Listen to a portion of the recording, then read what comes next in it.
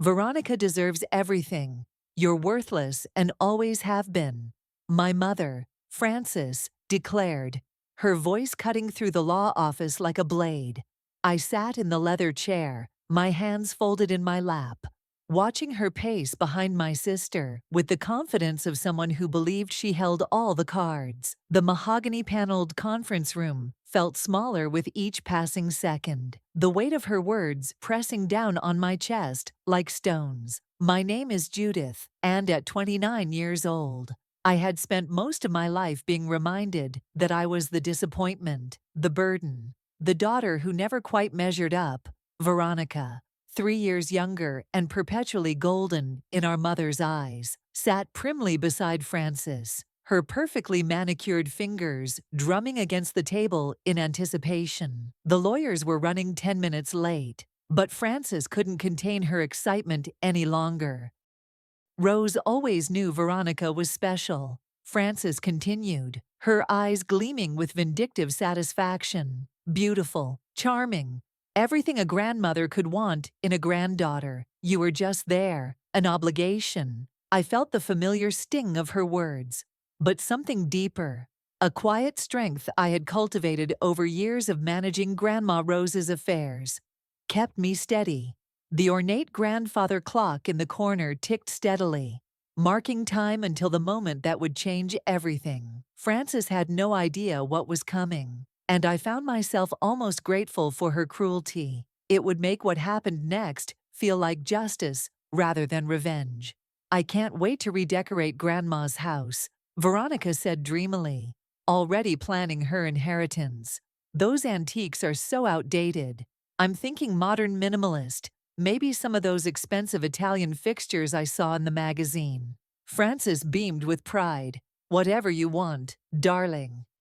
Rose's savings account should cover renovations easily. $20,000 goes quite far when you're smart about spending. I watched them discuss their plans, feeling like a ghost in my own family. They spoke about Grandma Rose's house, her jewelry collection, her modest savings account with such certainty, such entitlement. Not once did they mention the 3 years I had spent visiting Rose every Tuesday and Thursday, helping her organize her papers, listening to her stories, learning about the business investments she had carefully hidden from my mother's gambling addiction.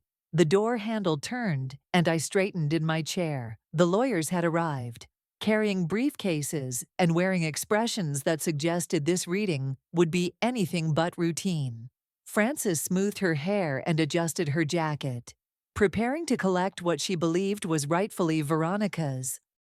What my mother didn't know was that Grandma Rose had been far more perceptive than anyone gave her credit for, and infinitely more wealthy than my family had ever imagined. The months leading up to this moment had been filled with a careful dance between my grandmother and me, one that my mother and sister had been too self-absorbed to notice. Every Tuesday and Thursday for the past 3 years, I had driven the 45 minutes from my apartment in downtown Minneapolis to Grandma Rose's modest house in the suburbs, ostensibly to help her with household tasks and provide companionship in her later years. What actually happened during those visits was far more complex. Rose would brew her signature chamomile tea, settle into her favorite armchair, and begin discussing her little projects, business investments she had been making for over 2 decades. Most people saw Rose as a sweet, elderly woman, living on Social Security and a small pension from her late husband's factory job.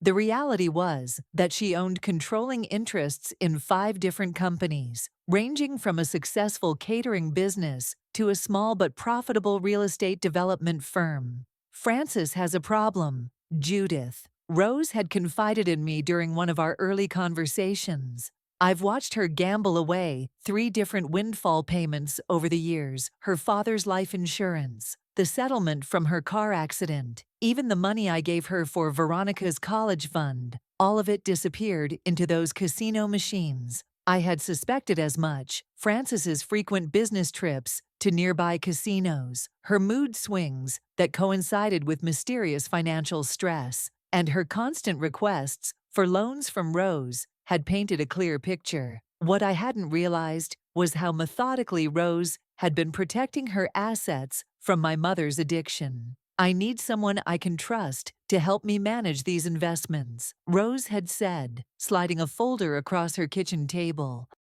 "Someone who won't see dollar signs and forget about responsibility." The folder contained corporate documents, financial statements, and partnership agreements worth approximately $15 million. Rose had spent decades quietly building this business empire, reinvesting profits and expanding her holdings, while maintaining the facade of a simple retiree. She had chosen me as her successor, not out of favoritism, but out of necessity. Francis's gambling debts had put creditors on alert, and they were already sniffing around Rose's estate, hoping to collect when she passed. "Your mother believes I have $20,000 in savings and a house worth maybe $150,000, Rose had explained with a slight smile. "Let her continue believing that. These businesses need protection from her creditors, and more importantly, they need someone who understands their value." I had spent those 3 years learning every aspect of Rose's investments, meeting with corporate attorneys, and ensuring that the business succession would be legally airtight. Francis and Veronica had occasionally made snide comments about my charity work with Rose, never bothering to ask what we actually discussed during our long afternoons together. Now, as the lawyers settled into their chairs and began arranging documents, I felt the weight of those secret conversations. Rose's plan was about to unfold exactly as she had designed it, and my mother's cruelty would finally come with a price she never could have imagined. Mr. Harrison, the primary estate attorney, was a distinguished man in his 60s who had worked with Rose for over 15 years. He cleared his throat and opened the official will document, his reading glasses perched carefully on his nose. Francis and Veronica leaned forward eagerly, while I remained composed, my heart beating steadily as the moment approached. "The last will and testament of Rose Elizabeth Thompson," Mr. Harrison began formally. "I, Rose Elizabeth Thompson, being of sound mind and body, do hereby bequeath my worldly possessions as follows." Francis gripped Veronica's hand, both women barely containing their excitement. They had been anticipating this moment for months, ever since Rose's health had begun declining. I watched them with a mixture of sadness and determination, knowing that their joy would be short-lived, but necessary. "To my granddaughter Veronica, I leave my family home at 1247 Elm Street, including all furnishings, fixtures, and personal belongings contained within. Additionally, I bequeath to Veronica my complete jewelry collection and the contents of my savings account at First National Bank." Veronica squealed with delight, her hands flying to her mouth in theatrical surprise. Francis began crying tears of what appeared to be gratitude, though I suspected they were tears of relief at securing what she believed would solve her mounting debts. They embraced dramatically, while Mr. Harrison continued reading the formal language of the bequest. "The jewelry alone must be worth $30,000, Francis whispered loudly to Veronica. "And that house is in such a desirable neighborhood now." I felt a familiar pang of exclusion as they celebrated, but it was quickly replaced by anticipation. Rose had warned me that this moment would be difficult, that watching them receive what they believed was everything would test my resolve. She had been right. Seeing their triumphant faces, hearing their immediate plans to liquidate Rose's memory for cash, made my chest tighten with grief and anger. "To my granddaughter Judith," Mr. Harrison continued, "I leave my collection of business documents and corporate files housed in the filing cabinet in my home office." Francis actually laughed, a harsh, mocking sound that echoed through the conference room. "Business documents. What business documents? Mother never had any business besides collecting Social Security." Veronica giggled along with her mother. "Poor Judith gets the boring paperwork while I get the house and jewelry. I guess that's fitting." They exchanged a look of shared amusement, their cruelty casual and automatic. I absorbed their mockery without reaction, knowing that their laughter would turn to something very different within the next few minutes. Rose's plan was working perfectly. They were so convinced of their victory that they wouldn't see the reversal coming until it was too late.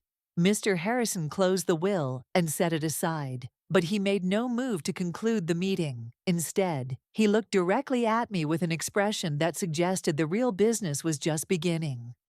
As Francis and Veronica continued their whispered celebration, a second attorney entered the conference room. Margaret Kowalski was a sharp-featured woman in her 40s who specialized in corporate law, and her presence immediately shifted the atmosphere. She carried a thick briefcase and wore the kind of confident expression that suggested she held information that would change everything.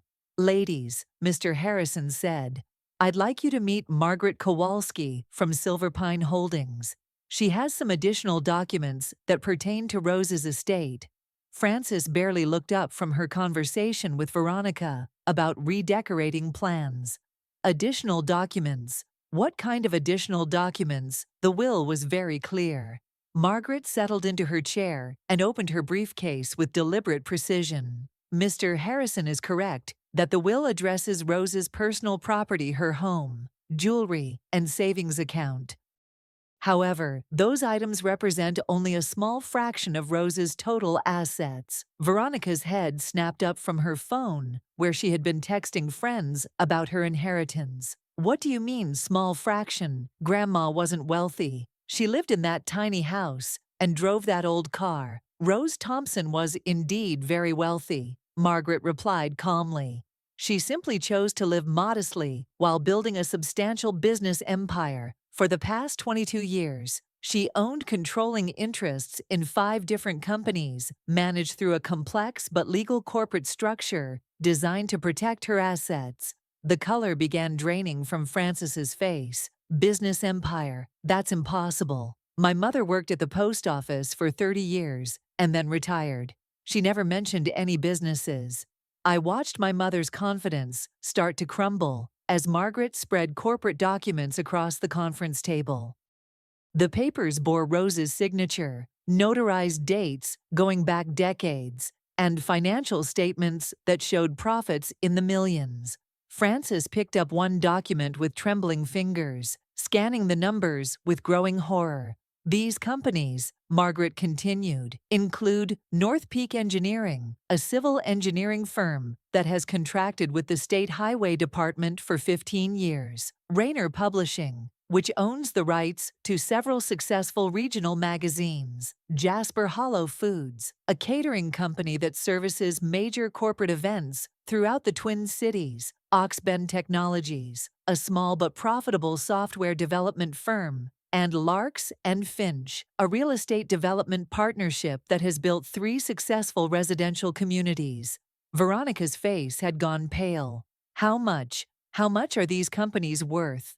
"The combined value based on the most recent appraisals is approximately 15 million." The number hung in the air like a physical weight.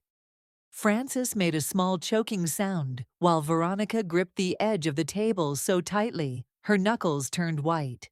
Their celebration had transformed into stunned silence, replaced by the dawning realization that they had been operating under completely false assumptions about Rose's wealth. "Where did the money come from?" Frances whispered. "How could she afford to buy businesses?" Margaret consulted her notes. "Rose began investing in 2002, using your father's life insurance settlement as initial capital. Instead of spending that money, she partnered with existing business owners who needed investors.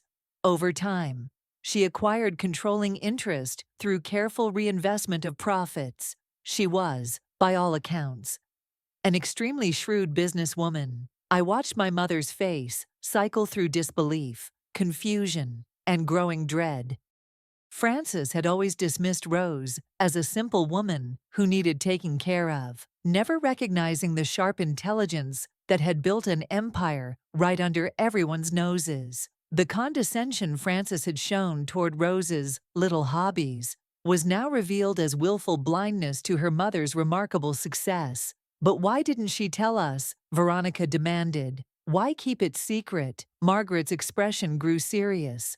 Rose was very concerned about protecting these assets from potential creditors. She had observed certain gambling habits within the family and wanted to ensure that her business empire would remain intact. Frances's face flushed red with humiliation and rage. The carefully hidden truth about her addiction was now exposed in front of lawyers and documented in corporate files that could never be denied or dismissed. Margaret reached into her briefcase and withdrew another set of documents, these ones bearing more recent dates and signatures.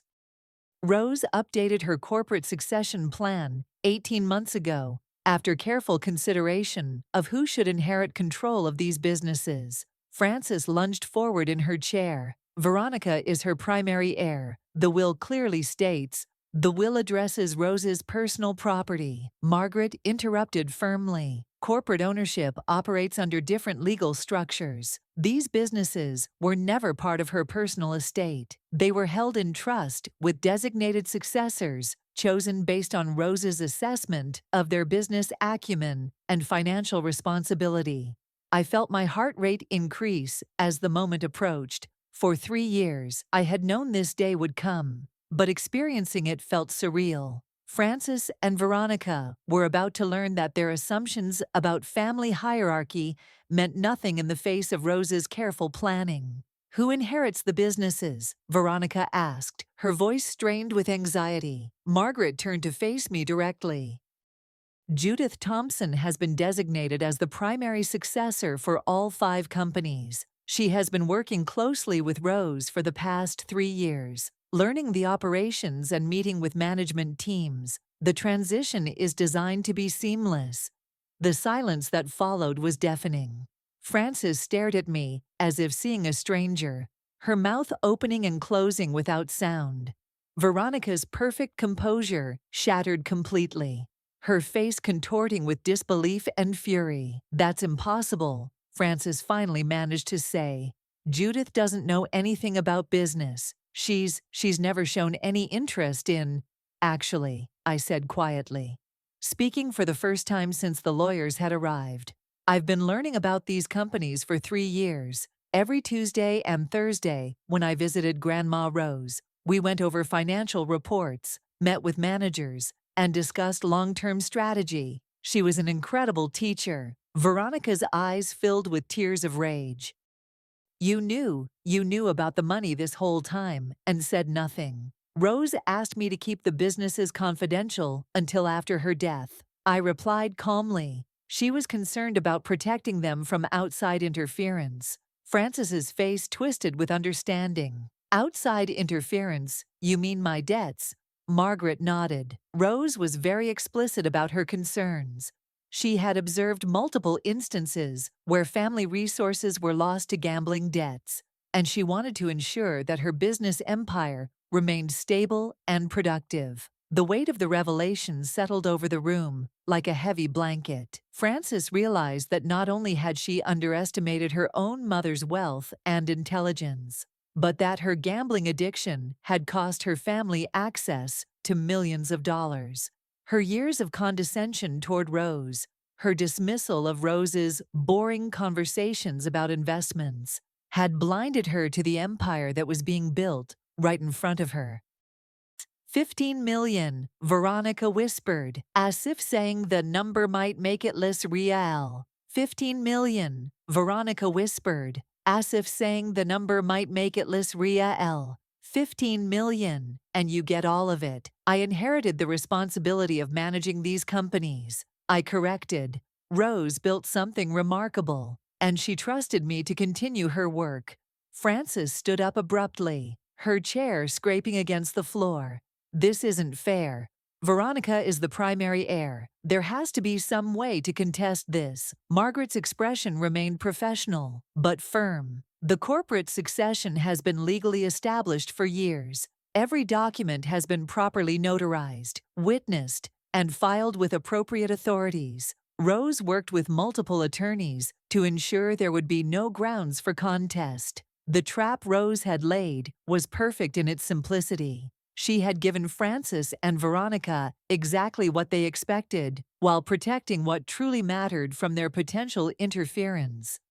Frances began pacing behind her chair like a caged animal. Her earlier triumph now transformed into desperate calculation.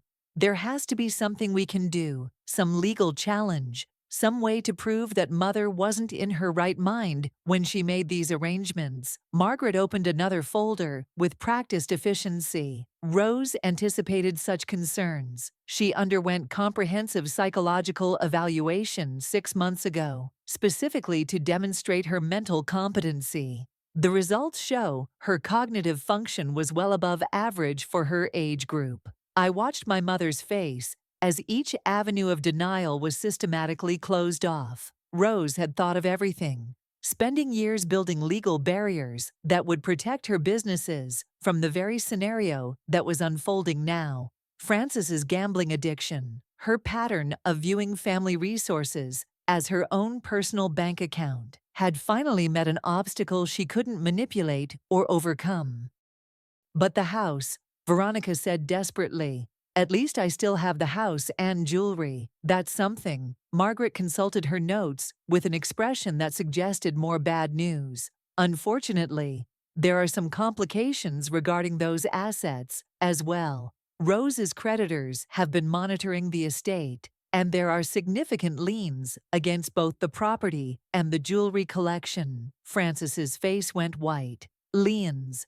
What liens? Your gambling debts, Frances. Several casinos have obtained judgments against you over the past 2 years. They've been waiting for Rose's estate to settle so they could collect against any inherited assets. The house and jewelry will need to be liquidated to satisfy those obligations. The final piece of Rose's protection strategy became clear. She had known that any assets left to Veronica would ultimately end up in Frances's hands, and from there would be seized by creditors.